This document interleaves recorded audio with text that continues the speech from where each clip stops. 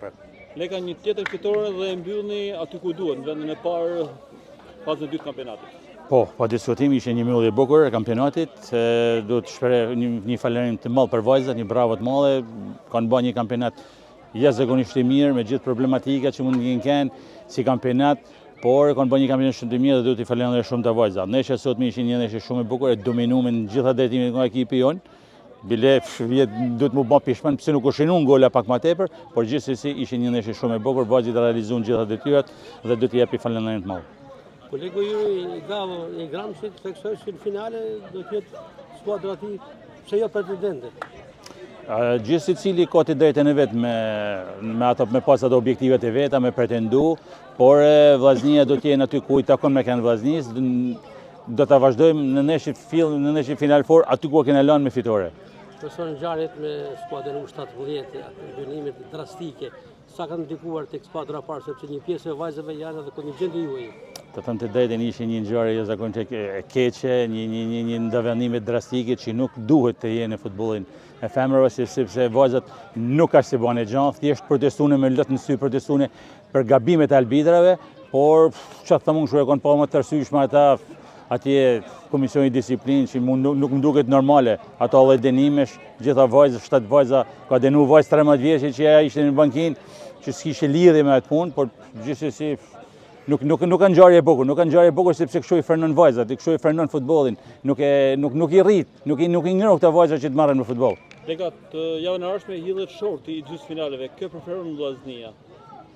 Nuk kam preferenca, them të drejtën, gjithë kush në do të dalin përpara, në do të lozim për fitore që ta realizojmë objektivin që kena titullin kampion. A është ky kampionati më i fortë dhe më rivalizues në vitet të fundit? I fortë. Shiko, në qoftë se po ta marrim si kampionat për 2 fazë, në qoftë se na mbyllim jena në vendin e parë me 8 pikë diferencë me vendin e dytë, nuk mund të them se mund të kenë atë rivalitetin e madh.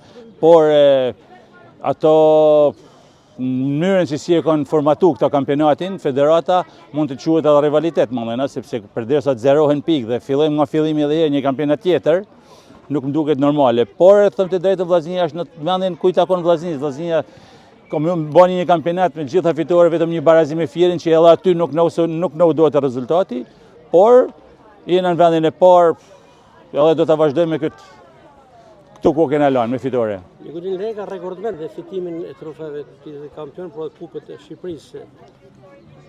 Do ta marrë trofeun e fundit? Shiko, ka është një shprehje e urtë popullore që Reksi vjen duke ngërnë, dhe na sa më tepër që të fitojmë, aq më tepër kena Reks që me bën fitore sa më tepër. Dhe normalisht tash objektivi jonë është titulli kampion dhe do të jena duke punuar fort dhe me vajzat, me stafin, me presidencin që të arrijmë objektivin që kena. Ju bëra një pyetje pak më herët, sa ndikojnë ato masat, mungesat që do të keni vajzat?